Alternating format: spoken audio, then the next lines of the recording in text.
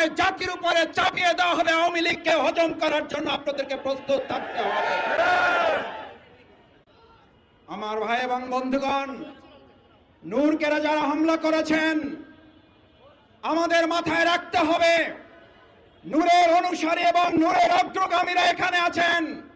আজ নূরকে আক্রান্ত করে যদি তারা পার পেয়ে যায়, শফিকুল ইসলাম মাসুদ সহ আজকের এখানে সংহতির নেতৃবৃন্দ মাথায় যেন রাখে, আপনাদেরকে রক্তাক্ত হওয়ার জন্য প্রস্তুতি নিতে হবে।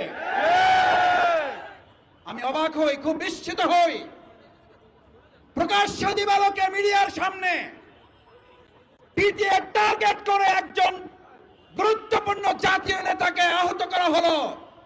তার জন্য আপনারা যে কমিটি করেন আমার আপত্তি নাই, কিন্তু এতদিনে সেই মিডিয়ার সামনে চিহ্নিত লোকগুলো গ্রেফতার না হওয়া শুধু অশনি